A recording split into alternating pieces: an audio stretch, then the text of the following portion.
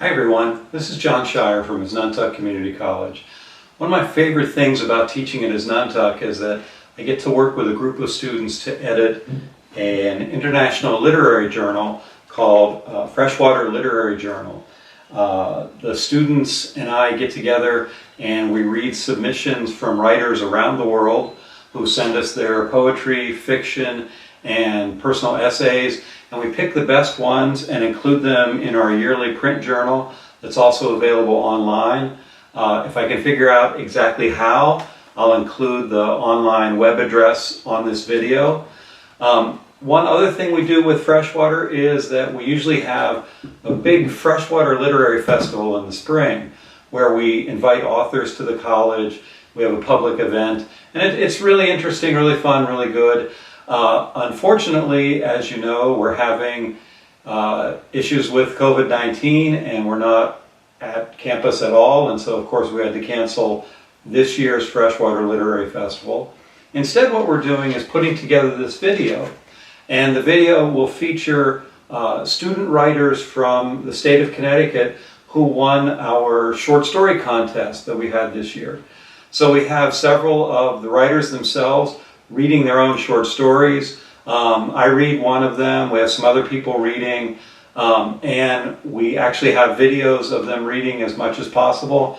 And with the help of the students, I'm sort of cobbling together this video, and I'm definitely an amateur at doing video, so please don't judge us based on this video.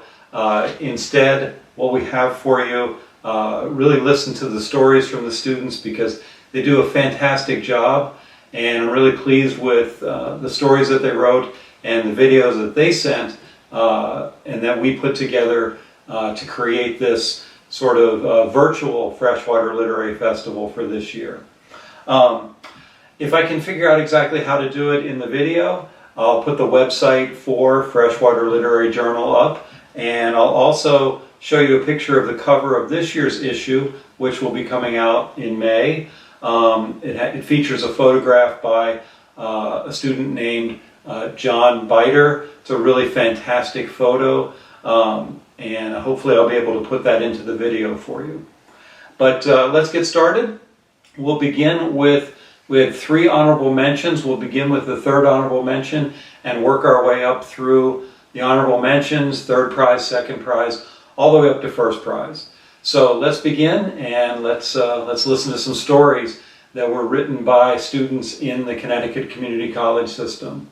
And well, there's some from the state universities as well. The contest was open to, see, I'm an amateur at this. The contest was open to students around the state of Connecticut who go to community colleges and state universities. We got most of our submissions from community colleges this year. Often it's split between the community colleges and the state universities.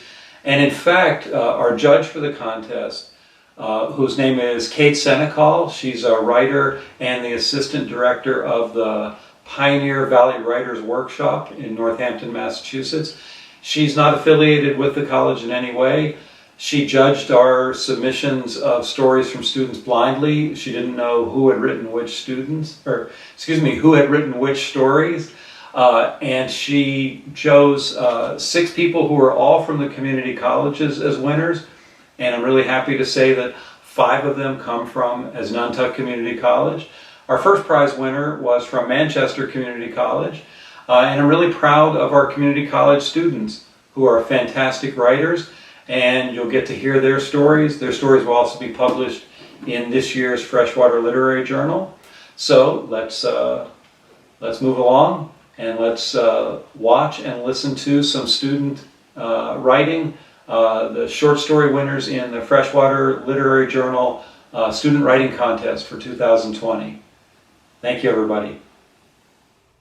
Our very first story is the winner of the 3rd honorable mention, and it's called The Old Silas House. It's written by Mackenzie O'Conos, and here's what our judge Kate Senecal had to say about it. This was so creepy in the best ways and was also funny, and it had her on the edge of her seat. Mackenzie was not able to read the story for us, but we did get a wonderful reading from another student at his Nantuck named Kat Eggleston, who did a really fantastic job reading our third honorable mention, Mackenzie O'Connos' story, The Old Silas House. The Old Silas House by Mackenzie O'Connos. Kyra was walking home from her first day of 8th grade at her new school when something caught her attention. She noticed a little boy in the top left window of the condemned brown house next to her. Then he faded away, like a ghost. She stared at the window for a few more seconds. There's no way I just saw that, she tried to convince herself. That's the old Silas place. It's haunted, you know, a sweet voice said, frightening Kyra. She turned around to see a familiar face. Sorry to frighten you. My name is Abby. You must be Kyra. We have some classes together.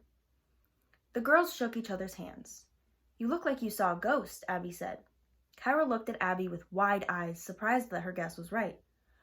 Oh, you did? Abby said, raising her eyebrows in shock. I swear I'm not crazy. I saw a boy, and then he just faded away, Kyra said in a surprised tone. Abby looked at Kyra and said, I believe you. Last Halloween, I went in there with 2 of my friends. We kept hearing strange noises. A man's voice screamed at us to get out or he would kill us. Then we saw a black figure. That's when we ran out. I never told anybody up until now, but since you just saw something... Kyra looked at Abby with her mouth wide open. The 2 girls exchanged phone numbers and then talked some more about the house. Kyra learned that over 100 years ago, a man named Dave Silas shot his wife, 10-year-old son, and 8-year-old daughter. He then shot himself in the head. That night, Kyra struggled to go to sleep. She couldn't stop thinking about the little boy ghost, and she couldn't understand why she began to obsess over what she saw. Were his mom and sister trapped in that house too? Was Dave keeping them there? Kyra couldn't help but wonder what other secrets, if any, were beyond the brown, rotted exterior of that haunted house. The next day after school, Kyra walked by the Silas house again. She looked at it closely, waiting to see if any ghost would appear again. All of a sudden, Abby ran up behind her. Hey girl, what's up? She said, half out of breath. Kyra looked at her and said, Nothing really, other than the fact I cannot stop obsessing over that house. She gestured toward the house. Well, Abby began, I mean, you did see a ghost. That isn't something that can just be forgotten about. Yeah, I guess you're right, Kyra said. The girls walked together and talked some more about the old Silas house, school, weekend plans, and other random things. That night, Kyra had a dream. In it, she kept hearing voices of the Silas kids and their mom begging for help. Her dream took her to the basement where she saw an old denim hat that belonged to Dave. Desperate voices begged Kyra to burn it. She then heard an evil voice scream, Get out! The dream ended and Kyra woke up sweating and out of breath. She checked her alarm and it read 12 a.m. Immediately, she grabbed her phone and texted Abby about her dream and told her to meet her at the old Silas house if she wanted to. Without a second thought, she put on some warm clothes, grabbed her Zippo lighter, and quietly rushed downstairs and out the front door. Kyra walked swiftly through the quiet, dark night. When she arrived at the old Silas house, Abby was not there. Kyra looked at her phone, and there was no text back from her friend. She was nervous, scared, and alone. She looked up at the old brown and ugly house. Most of the windows were cracked, and the front screen door was hanging halfway off its hinges. She looked around to make sure no one was watching her, then quickly ran up to the door. Kyra walked up the front steps and turned the knob to the door as it slowly creaked open. She dug in her pant pocket for her phone and turned on the flashlight as she slowly walked in. The ghost of a little girl appeared. Kyra wasn't scared of the innocent ghost, though. They smiled at each other. The little girl had messy brown hair. She wore a blue, old-fashioned button-up nightgown. Soon, her mom and older brother appeared next to her. They too had brown, messy hair and wore blue, old-fashioned pajamas. Please help free us, the mother said in a panicked voice. Kyra remembered her dream. The hat, she blurted. The mother nodded her head. We can't move on until Dave's hat is burned. That's the only thing keeping him here. Once it's gone, he'll be gone. Then we can leave too, the mother said. All of a sudden, growls and loud bangs sounded through the house. The children started to panic, and the mother cried out in a terrified voice, "You must hurry! Be careful, though! He'll try to stop you!" The ghost soon vanished. Kyra ran to the basement door, but someone yanked her coat. She screamed as she fell to the ground. She knew it was Dave. She panicked as she dragged herself to her feet, opened the basement door, and ran down. "Get out!" an evil, deep voice screamed in her ear. She tripped down the last 3 steps and fell on a piece of glass, cutting the left side of her face open. She spotted the denim blue hat under a shelf and tried to crawl over to it. She was then pushed hard to the floor. Terrified and her face bleeding, she persisted and quickly darted over to grab the hat. The angry ghost of Dave appeared in front of her. She reached into her pocket to grab her lighter, but realized it was missing and her pocket was torn from where Dave yanked it.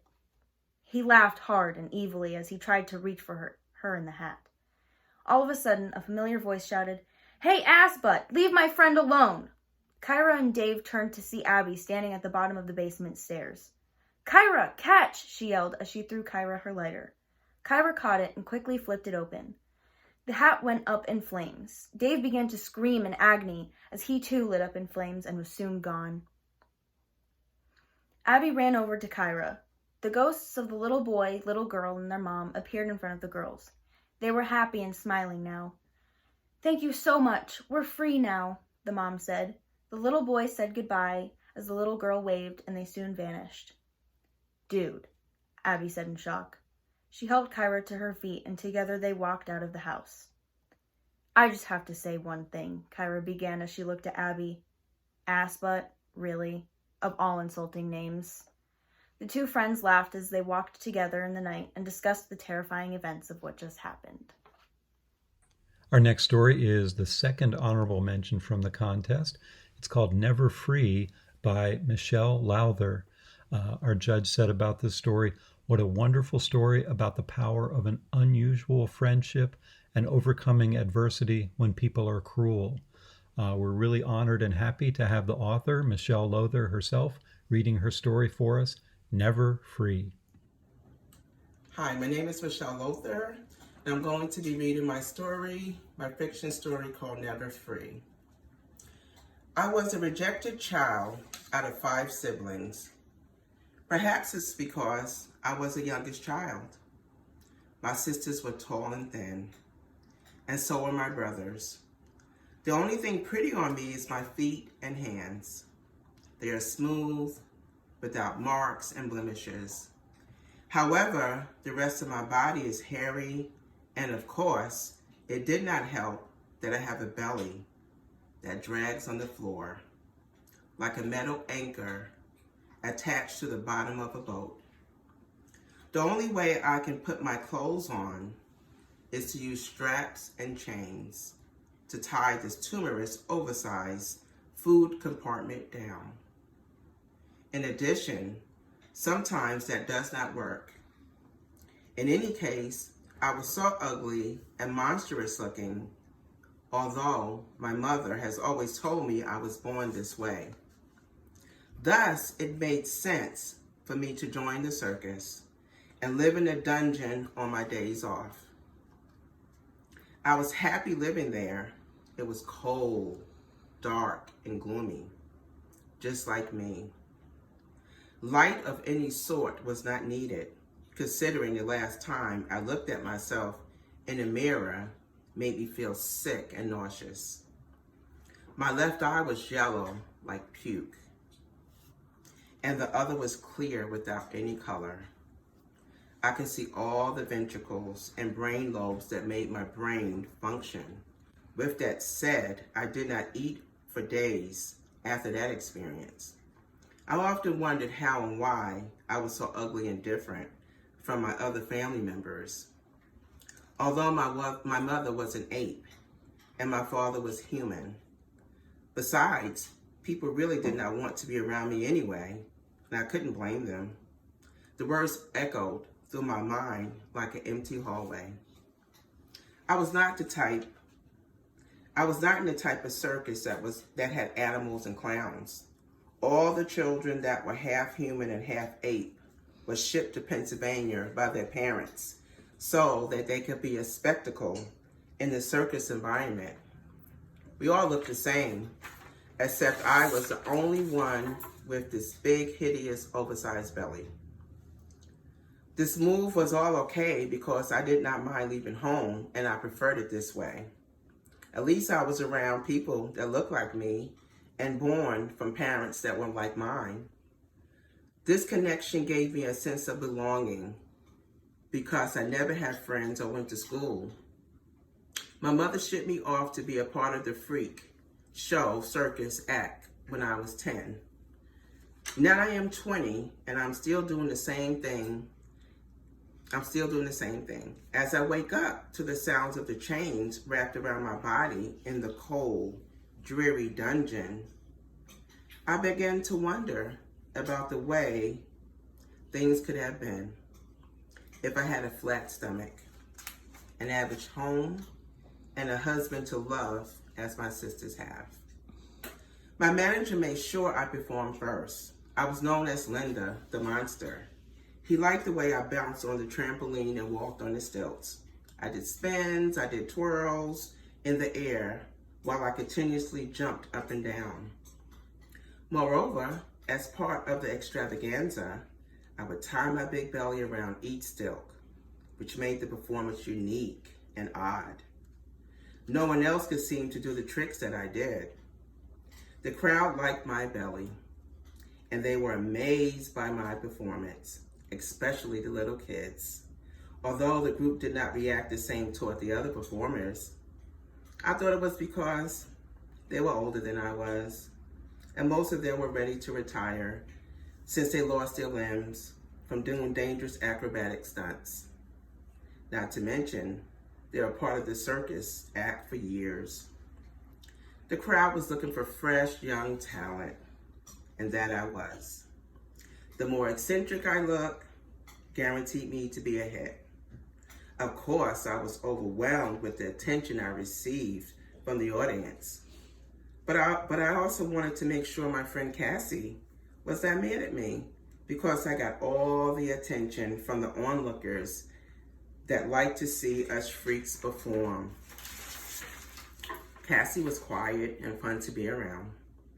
I met her after I started working at the circus. She taught me all what I needed to know to perform. In fact, some of my best tricks and stunts came from her. I remember she was the life of the party, and everyone in the circus loved to be around her. However, I often felt sorry for her because she could barely move or walk, because another worker in the circus bit off her foot and left her arm, and her left arm was missing because it was caught on the balancing bar that we used for the stunts. Linda, should I quit this job? Said Cassie. No, I think you should hang in there for a little. I replied with admiration. Okay, I will. Even though I'm not happy with this godforsaken place, said Cassie. My friend Cassie wondered why the people in the audience stopped laughing at her performances. That's what all of us horrid people did for a living. We entertained hundreds of people throughout the day. They laughed, they poked fun, and spit on us anytime they wanted to. Henry Slater was the manager. He never said a word because he did the same thing. Linda, why do you think Henry is making me sit on the bench while the other ladies are performing, said Cassie. I guess he's giving you a break, I replied with shrugged shoulders. Go on over there, Linda. Make the crowd happy, said Henry. I can't. The chains and straps are not working today for my stomach, to hold my stomach down, so Cassie can take my place, I said, gesturing to my grotesque abundant belly.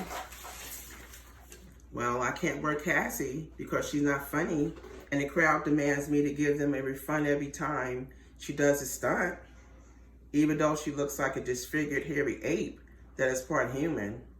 The crowd is not entertained. Her acts are washed up and she needs to retire, Henry said. Cassie felt sad and bothered. I assured her that she has always been a hard and loyal worker for many years, and she probably will be better off working elsewhere, even though I previously told her not to quit. Without hesitation, Cassie thanked me. Henry was not the best person to work for. He was rude and insensitive. Cassie later retired and found work at another freak show. We were down a person, so I had to work extra hard to please the crowd. How many stunts can I think of to keep them happy? I muttered out loud while I trained all day as I learned new things to do. The group of people enjoyed seeing how I would oil down my big belly so I can slide up and down a slick ramp while the flabby skin on my stomach flopped all around the stage. The audience cheered me on by chanting "more" over and over until my stomach started bleeding from continuously dragging on the floor. However, my skin was not durable to withstand trauma, considering I had human genes, and I often felt like the ape genetic factor assumed my body. My physical structure began to get tired from the stress of taking over Cassie's showtime. Working at the circus had been my only job. After continuously looking in the newspaper, I could not find anyone that hired unattractive gruesome people like me. Therefore, I decided to work from home. Furthermore, this is where I spent my free time when I was not working. Surely it made sense to make money without leaving my comfort zone. My hours of operation are from 9 to 5. Tourists and people from around town love to see me. I was scary, distorted, monstrous looking thing that amused people until my left eye eventually started losing that puke color and it became transparent. Now everyone had a visual image of my soul and what made me tick. My thoughts were exposed to everyone. Secrets could no longer be held from the freaks that love to look at me. Of course, I never liked any of them. My true feelings were out in the open. People could see right through me. There was no holding back the pain and insecurities about myself that I had lived with for many years. My emotions and feelings were on the surface for people to see. Disguising the real me was no longer an option. My eyes were a window to my soul, and they started failing me like Cassie's body parts. It was time to retire the freak show and stay locked away in this dreary dungeon that I called home. I was free to live the way I wanted to, behind closed doors, without the worry of amusing unusual people that thought I was entertaining. Thanks for listening. Our next story was the first honorable mention, and it's written by Deanna Theodore. It's called The Lost Bond. Our judge said about this story that it was a gut-wrencher. It does a wonderful job of rendering what happens when people who love each other are unable to communicate about something that is really painful. So it's a very family-centered story, deeply moving and beautiful story. This is our first honorable mention, The Lost Bond, read for us by Deanna Theodore. The Lost Bond. The sound of a machine gun went off as Benjamin hit the X button on his controller. The 10-year-old sat cross-legged on the shaggy tan carpet in front of the 19-inch TV screen in the living room. The apartment was only a 2-bedroom that forced the dining area and living room to be together. Because of this, Benjamin had to live with a tiny TV that sat on a stand across from the only couch in the living room and be adjacent to the dining room table. "Benjamin, why don't you help set the table?" a woman said as she came into the living room holding plates in her hand. Benjamin paused his game and got up. The woman smiled and blew a strand of bright orange hair from her face that hit her green eyes. She looked nothing like Benjamin other than having the same petite nose.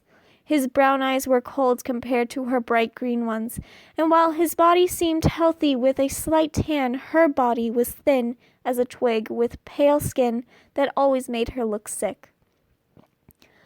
"I've got them, Mom," Benjamin said as he held the plates. She smiled and ruffled his brown hair that matched his eyes. "Thank you."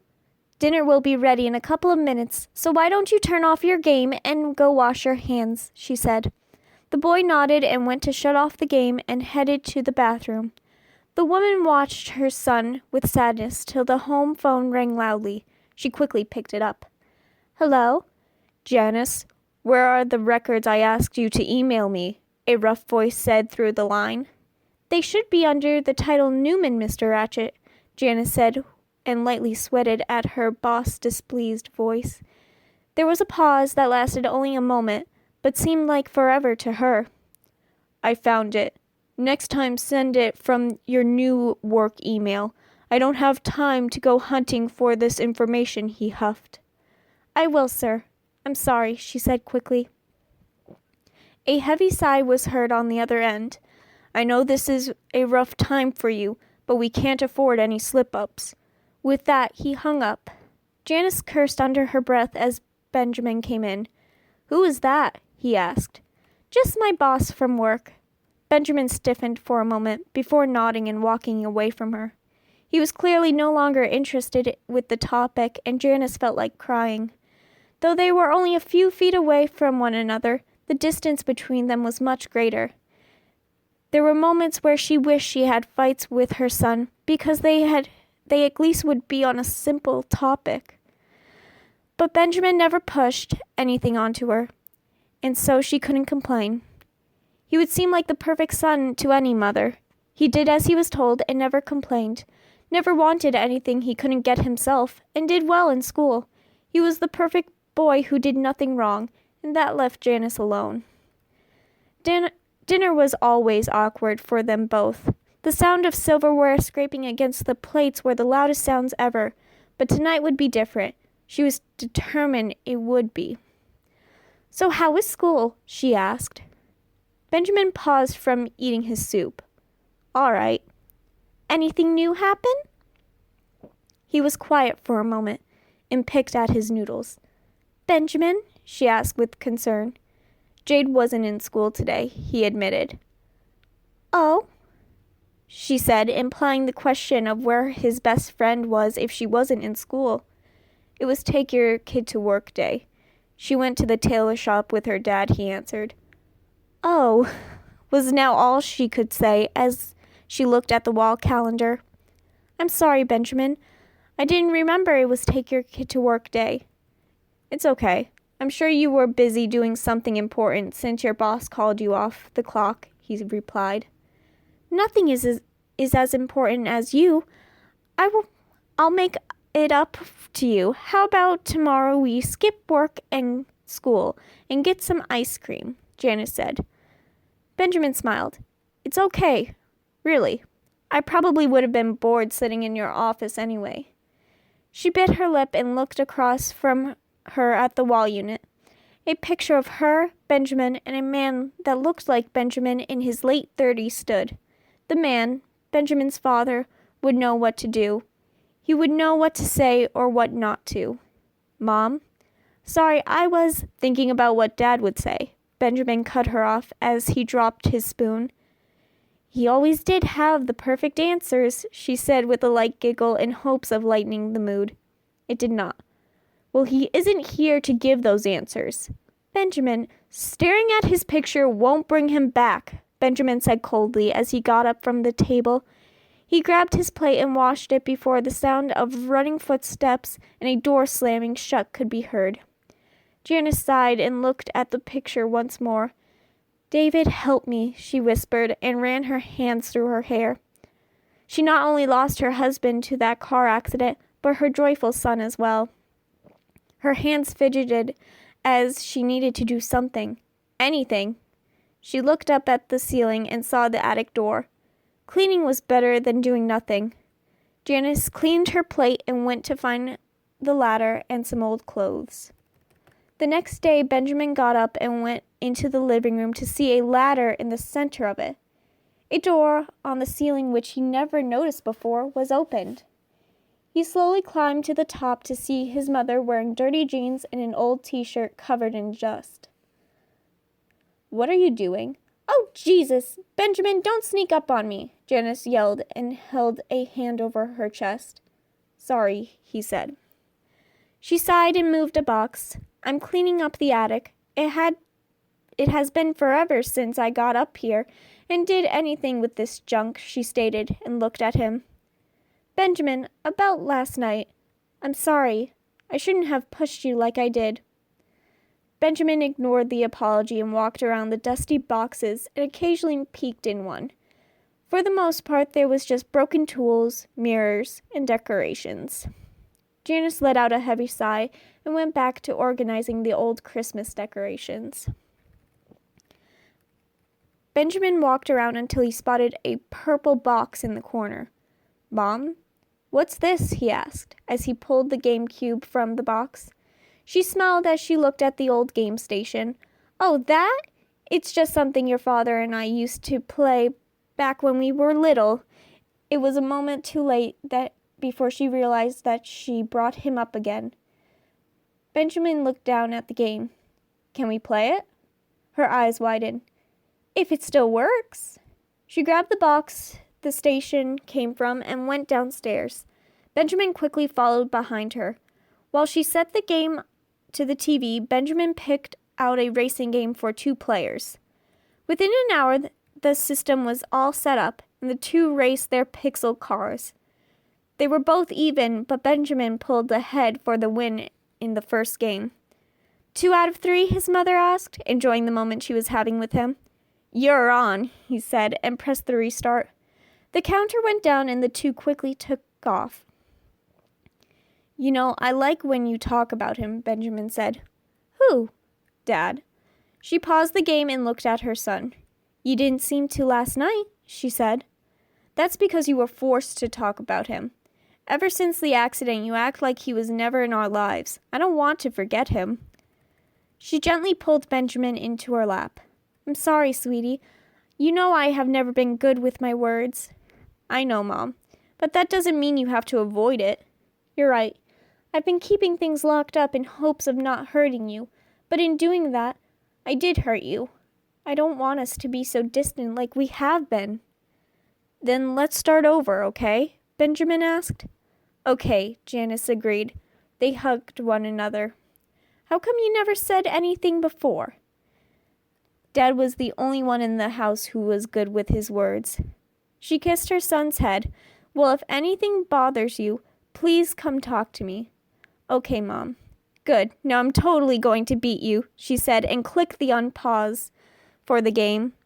Benjamin's eyes shined as the race continued. Our next story is the 3rd place winner. It's called Letter from War by Sarah Martin. And as the title implies, it is a letter written by someone who is actually serving in the war, fictionalized, of course, but based on some family history from the author Sarah Martin. Our judge said this story allows the reader to get to the heart of the character, and she found this to be exhilarating in no small part because of the beautiful descriptive language. Sarah was unable to read her story for us because she's dealing with the kind of head cold that lasts from Halloween until Memorial Day, and she didn't feel really good about reading the story, so she asked me to read it for her. And I'm very honored to read our 3rd place winning story, and it is Letter from War by Sarah Martin. Sergeant John A. Martin, United States Army Air Corps, July 18, 1944. Dear Florence, we are back in our base camp in Mandoria, Italy today. I never thought I would be happy to be back in this dust bowl of a camp again, but I am. Honestly, Florence, I am just lucky to be alive after yesterday's mission. I've never been in a place that resembled hell quite like Ploiesti, Romania. The thought of never seeing you, Frank, Bill, Joe, Kathleen, or little Bob again weighed heavily on my mind. All I've ever wanted was for Mom and Dad to feel proud of me. The pride is dampened in a state of perpetual war. There is so much death around me, tearing away at every fiber of my being. I'm regretfully becoming numb to the sight of blood and carnage. The sounds of my wounded and whimpering men gasping for their last breaths echo unceasingly inside my head. At 20 years old, I should be finding a swell gal to go steady with, getting hitched at Sacred Heart Church on Castleton Ave, and creating a family of my own back in Staten Island. But here I am, on the other side of the world, in hell. The sky last night in Ploiesti was particularly sinister, as if it was an omen of what was to follow. Every inch of my surroundings seemed as if it was glazed in a black, consuming ink, suffocating any chance of comforting light. The temperature at 20,000 feet was mind-numbingly cold, and our heavy clothes and flak jackets seemed like thin crepe paper against these conditions. Even the smallest portion of exposed skin felt as if it would freeze into a solid mass and crumble to the bottom of our B-24. Despite the conditions, we were focused on our mission, bombing the hell out of the Jerrys, Germans. As we hovered over our target, the Ploiesti oil refineries, the Jerrys began unleashing a relentless fury of bullets with unwavering accuracy.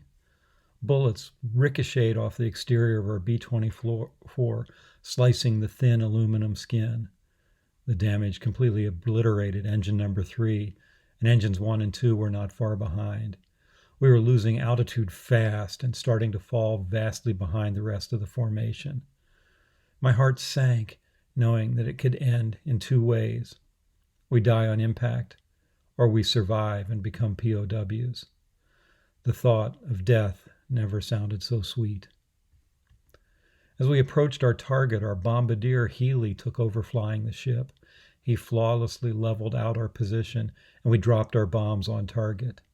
As a belly gunner, I repetitiously fired my turret guns at full force, fending off intercepting units the best I could. Although our execution was impeccable, we were still losing altitude at a discouragingly fast rate.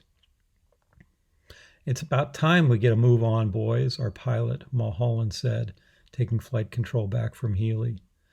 We knew in that moment the only chance we had of survival was to abandon ship and pray to God we parachute down into Allied territory. Before we could finish readying our parachutes for descent, we were directly hit by heavy flak. A symphony of screams flooded the B-24, each of my men rhythmically in sync with physical torment. Healy bellowed out the loudest, clutching what was left of his right arm. A raging river of blood relentlessly flowed from his gaping wound, puddling in crevices of his seat. The life from his piercing blue eyes started to fade and sink into his nearly lifeless face. I instantly abandoned my post to put forth my best effort of keeping Healy alive. Adrenaline coursed my veins as I immediately tended to Healy, grabbing a tourniquet and fastening it right below his shoulder. I could see the unimaginable hopelessness in his eyes, a feeling that was inevitably mutual. To ease his pain, I swiftly rummaged through our medical kit, extracting a morphine syringe. I pulled the wire loop out of the syringe and broke the seal, exposing the needle below. I gently pierced through Healy's pale skin and steadily squeezed the syringe tube, injecting the liquid relief into his single intact arm.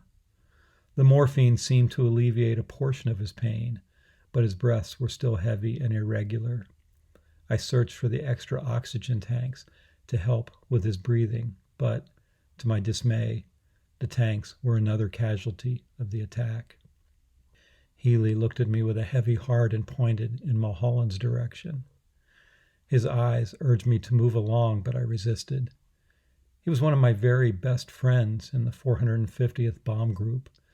He was my teammate in the 720th Squadron Baseball League, my partner in crime, the only true friend I have here. As I continued to try and pack his wounds, he mumbled in the strongest voice he could muster, "Martin, go." Knowing he only ever calls me by my nickname Jack, I knew the severity of his intentions. I obliged, hoping I wouldn't later regret my decision to leave him. Our engineer Tony had already moved Mulholland to the floor when I returned to the cockpit. His arms were littered with small wounds, and dark blood seeped through his flak jacket. Luckily, Mulholland's injuries weren't as severe as Healy's. The pupils on his eyes overtook the majority of his irises. Terror engulfed his entire face. We quickly realized he was suffering from shock more than anything, so I reassured him that he would be all right. In that moment, though, I was even doubting myself, and my words felt like a stabbing lies in my stomach. All I knew was that I needed to persevere and to get my men home safe. After leaving Mulholland to rest, Tony and I began throwing non-essential items out the ship. The lighter the plane, the longer we could stay airborne. Luckily, Tony was the strongest airman in the squadron. His biceps were the circumference of truck tires. Together, we effortlessly tossed out ammo, guns, flak suits, and a bomb sight. The only items remaining were the guns in the ball turret. The lightened load kept us in the air, thankfully, and by the time we finished, Mulholland was demanding that we help him back into his seat. We readied our position in the nick of time. The Jerrys were on the verge of striking again. We could hear their rumbling presence around us as we braced ourselves for their strike. They came in at 5 o'clock, just before they were in range, and I remember feeling a numbness come over me. I had succumbed to the fact that this could be my last day on Earth. I closed my eyes briefly and counted my breaths slowly. Each counted breath indicated that I was very much still alive in my living hell. I glanced over to Healy, still stricken with inconceivable agony. I wished at that moment that I could have traded places with him, taken on his pain even for a second. Just last week we were playing catch in the makeshift baseball field on base. He had the best arm in the 450th bomb group, and now it's barely recognizable. I tried cracking a joke about taking his place as starting pitcher, but inside I was screaming in anger, in fear, in desperation. Before I could hear Healy's rebuttal, a roar of a P-38 engine flooded the ship. Our detail had arrived. Our detail crew intercepted the Jerrys, obliterating their first 2 enemy fighters in a firework display of retaliatory carnage. 4 more Nazi ships plunged to the ground as Healy screamed in excitement, despite his weakened state. His grimace morphed into a smile, the first I had seen in what seemed like an eternity. 2 of our P-38s escorted us out of enemy territory, as Gerner, our navigator, impressively reconfigured our formation. Our co-pilot Holler took control in Mulholland's absence, somehow landing us safely despite engine number 2 dying just as we reached our base. As soon as we landed, ambulances rushed in to help with our wounded. I'm mostly worried about Healy. They are telling us that they might have to amputate his arm, the very arm that threw a no-hitter last week, the arm that used to cradle his newborn daughter, Helen, the arm that saluted the flag, swearing him into this hell. I wonder who will be next to die or lose limbs. I just pray, if it's me, I go instantly. I'm not meant for life as a prisoner, or, even worse, a cripple. They're putting us in for the Distinguished Flying Cross honor for this raid, but a fancy medal won't bring back our lost and wounded or the bloodbath I witnessed. Please tell everyone back home that I miss them more than words can express, and to try their best not to worry about my well-being. Sincerely, your loving brother, Jack. Our next story is the second place winning story. It's written by Brandon L. Kroll, and it's called Terminal. The judge said, this story is loaded with many wonderful metaphors, and continued, I really love the contemplative stories like this, really thoughtful stories, and this is a great example of one. So this is our second place story, read by the author himself, Brandon L. Kroll, and it's called Terminal. Terminal. Laura couldn't help speculating about the life of the young lady who sat across from her. She could not have been more than 21 years of age. There was definitely an air of innocence and naivete in the girl, her look of wonderment about the terminal suggesting as much. Her dress was diagonally striped, pink followed by white, with just a touch of black outlining the pink. Stylish as it was, it seemed to be humbly worn. Her ballet shoes were gray, and without a doubt, her favorite pair. Evidence of this was shown through smudges of dirt and signs of wear outlined by the scuffs of the well-loved shoes. The girl had placed her bag beneath the chair and crossed her leg over her right, jiggling it up and down, aimlessly. Oh, to be young again, from herself. It seemed that every individual she had ever sketched bore a certain characteristic about them. Laura's fondest hobby was sketching people and playing guess their story. Shortly, her pen resumed from where she had left off, and she turned her attention back to the pad sitting in her lap. Laura began to reminisce about the days that she had been in college, now, years and years ago. Back in the day, turtlenecks and miniskirts were all the rage. What golden years! Her father was hardly a fan of her choices in fashion, or the boys she chose to hang around. She recalled times when a date would take her to a drive-in movie, or a wild night at high school dance, the excitement and the thrill of young. What a time it had been to be alive. Looking back, Laura admitted she had been a bit of a wild child as she reflected on those mischievous moments of her youth. Her memories resembled the interior of her apartment back home, full of things, but now absent from any form of life. Laura began to envy this girl, beautiful and fair, and innocent, with nothing that reflected a negative persona, enough to draw on a suitor's curiosity, teasing him, then, when the moment was right, smiting him with a finishing kiss. Poor girl.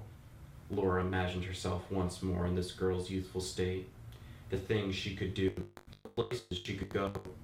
This other girl's whole life was ahead of her, the things she could do with it, to live those years again. Excuse me, asked a voice beside Laura. Is this seat taken? Laura looked up at the man who was inquiring. Yes, she said hesitantly. It's free. She spoke the truth, but her mind raced for several excuses to deny the stranger's request for invading her space. The young man was casually well dressed, a navy blue button-down shirt, complemented with the darker blue tie. The belt, which held up his khakis, was a dark walnut brown, as were his shoes. The man's face featured a well-kept stubble beard, aging him to be around his 30s to an untrained eye. Laura, however, gauged the youth to be in his late 20s at best. After gracefully accepting his seat, he slid his duffel bag down beside Laura. Barely seated for a moment, he soon discovered a sandwich shop nearby. Hey, I really need to grab something to eat. Would you mind watching my bag? Sure, Laura nodded. The stranger walked off towards the shop. Very trusting, she thought, glancing down at the leather duffel bag the stranger had left behind. Well off too, it would seem. Laura looked back at the girl, then down at her pad. She frowned at her work. Something was missing in this sketch. But what? Now the girl was jiggling the other foot up and down. Laura noticed the subject's gaze was directed towards the sandwich shop. It seemed everyone was suddenly hungry, but Laura quickly deduced that the menu was not what was drawing the girl's attention. Her eyes darted back and forth, eyeing the girl and the young man whose bag she was attending. The man was busy scanning the menu options, and his head was tilted as he contemplated the selections. Laura laughed quietly to herself, noting how the girl's foot had suddenly ceased from jiggling. For 20 minutes she had been shaking her feet, but now the sight of the stranger had cured her jitters. The man began to converse with the lady behind the counter. He must have been quite witty, for the clerk giggled as she punched in his order into the register. Laura observed Miss Jigglefoot give a perplexed look of confusion, followed with a frown. Ah, poor dear.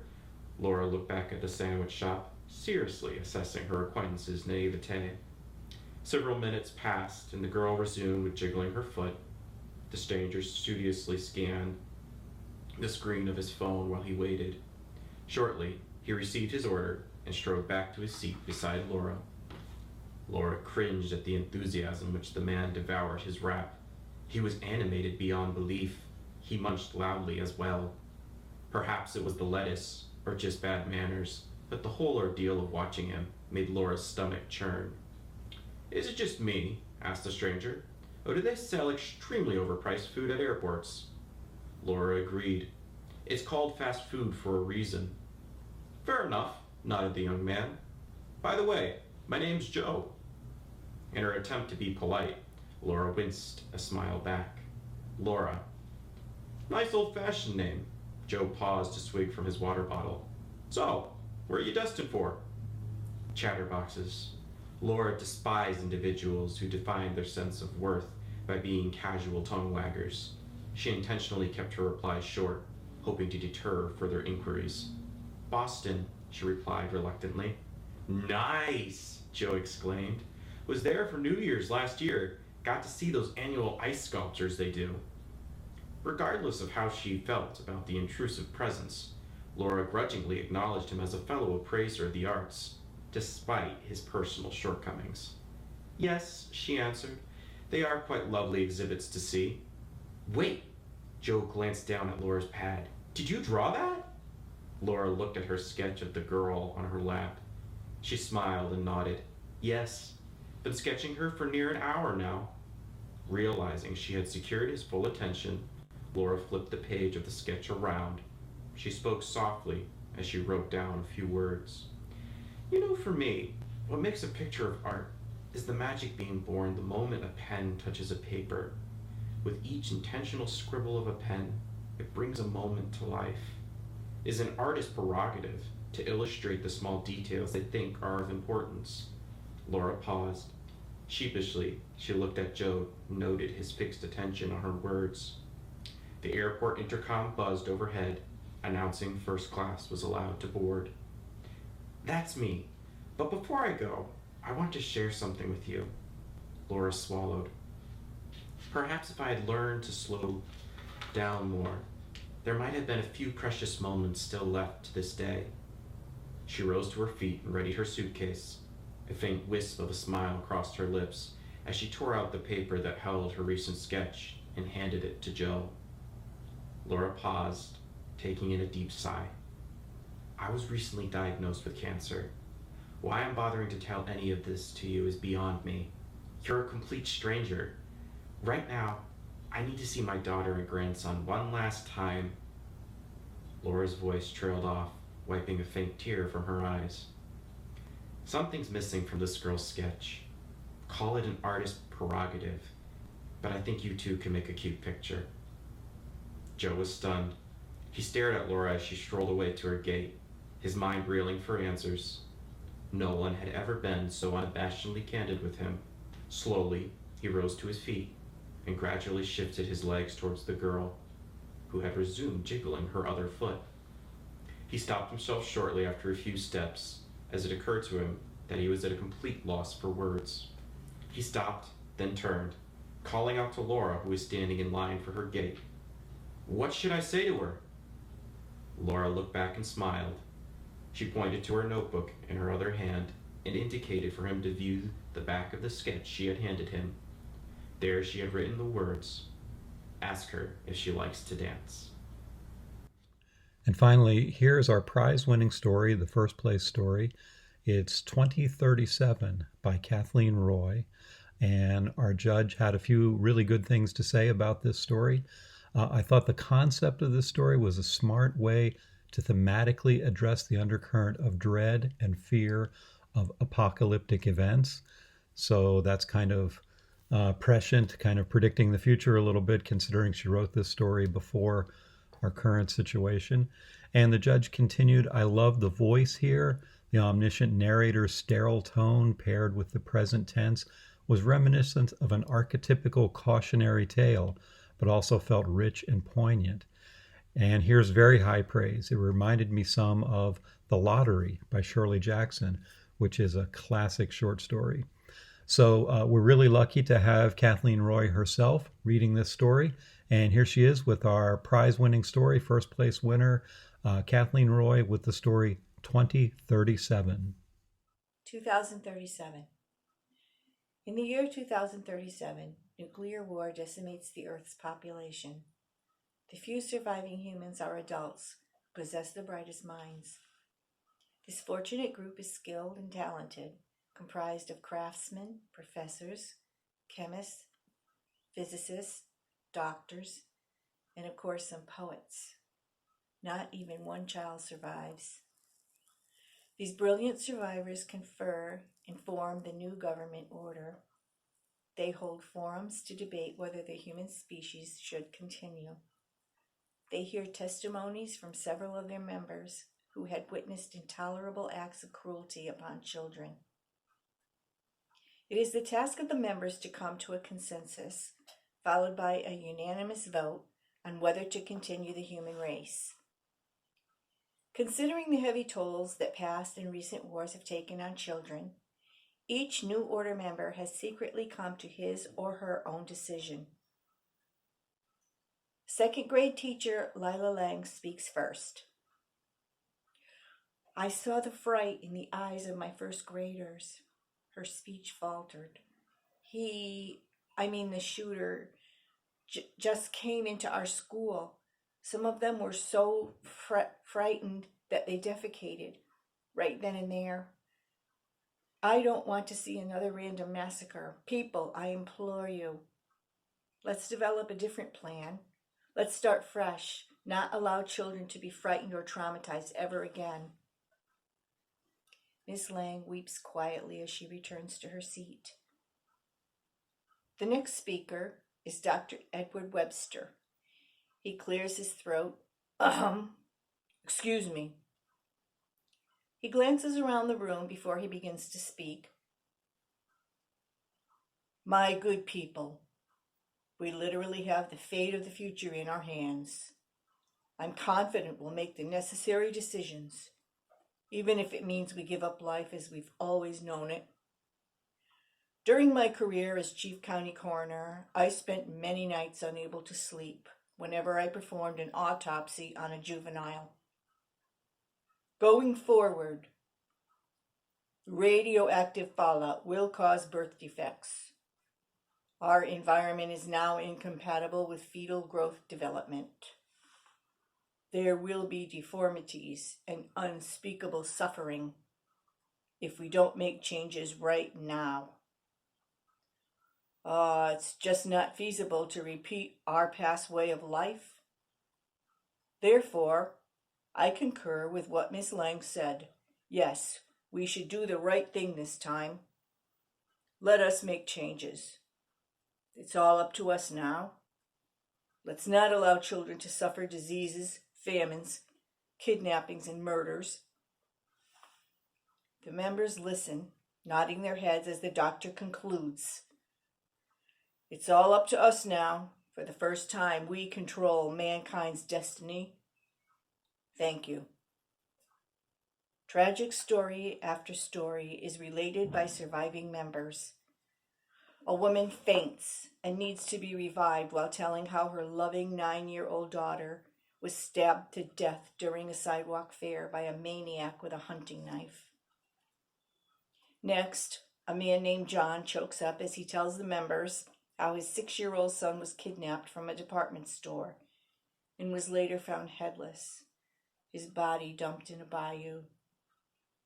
John begs the council for a change. A poet, standing up in the back of the room, scornfully quotes a Bible passage in a sneering tone. Let the little children come to me and do not hinder them. The members reply, that's not good enough. By a unanimous vote, the members' decision to ban human procreation becomes law, and an edict is sent out to any and all survivors of the nuclear bombings. There will be immediate cessation of sexual relations between humans of childbearing ages and or capabilities. Mandatory sterilization becomes law. The people agree. This is the epitome of caution. Any person wishing to have a child is required to place an order with the new government by simply filling out a form. After a wait of 9 months, a crate will arrive containing a precisely molded, artfully crafted, perfect child.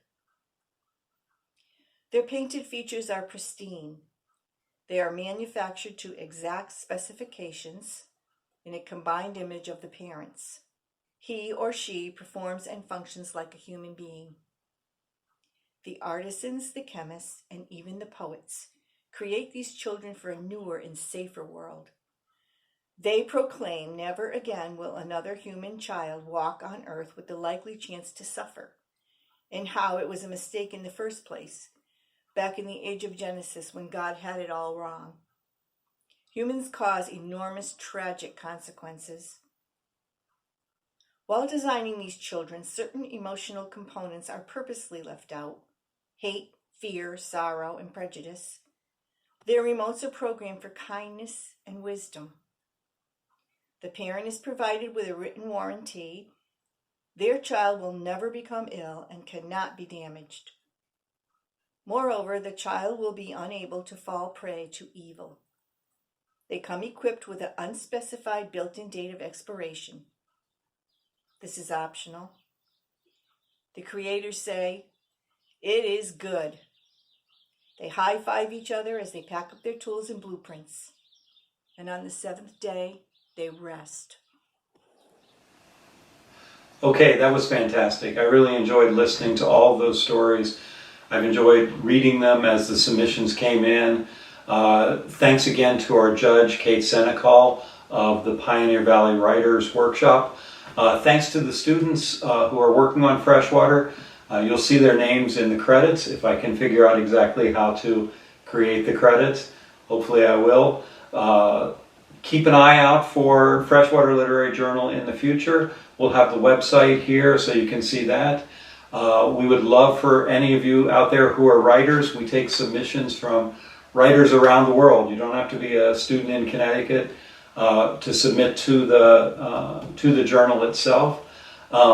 You can be a student to submit for next year's contest, which will be students from the community college and state university system in Connecticut.